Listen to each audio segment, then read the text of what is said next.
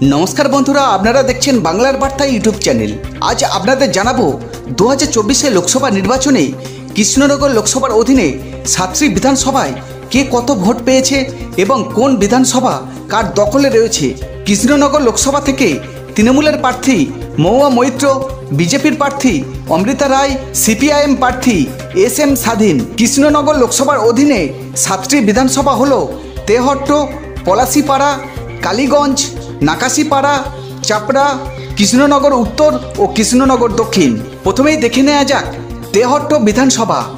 এই বিধানসভা থেকে তৃণমূল কংগ্রেস ভোট পেয়েছে 86,233, বিজেপি ভোট পেয়েছে 94,589। এই বিধানসভা থেকে বিজেপি এগিয়ে রয়েছে 8,356 ভোটে। পলাশীপাড়া বিধানসভা, এই বিধানসভা থেকে তৃণমূল কংগ্রেস ভোট পেয়েছে 97,667, বিজেপি ভোট পেয়েছে 63,567। এই বিধানসভা থেকে তৃণমূল কংগ্রেস এগিয়ে রয়েছে 34,100 ভোটে।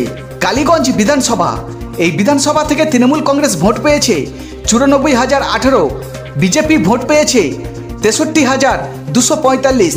এই বিধানসভা থেকে তৃণমূল কংগ্রেস এগিয়ে রয়েছে 30,773 ভোটে। নাকাশীপাড়া বিধানসভা, এই বিধানসভা থেকে তৃণমূল কংগ্রেস ভোট পেয়েছে 90,441, বিজেপি ভোট পেয়েছে 84,342।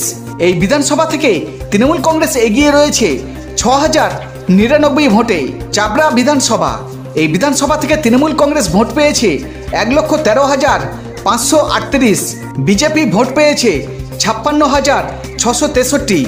এই বিধানসভা থেকে তৃণমূল কংগ্রেস এগিয়ে রয়েছে 56,875 ভোটে।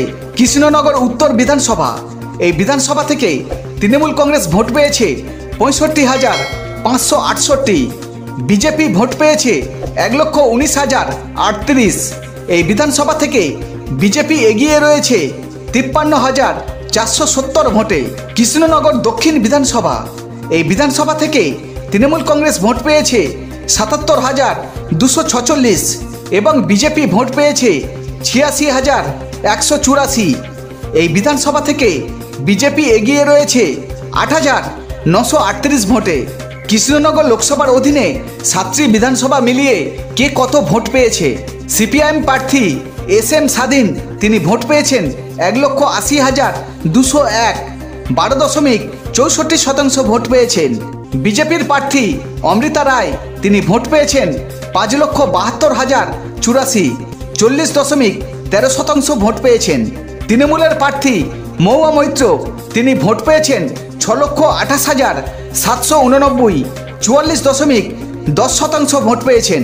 কৃষ্ণনগর লোকসভার অধীনে সাতটি বিধানসভার মধ্যে তৃণমূল কংগ্রেসের দখলে 4টি বিধানসভা এবং বিজেপির দখলে 3টি বিধানসভা। তবে এই কৃষ্ণনগর লোকসভা থেকে তৃণমূলের প্রার্থী মহুয়া মৈত্র জয়লাভ করেছেন।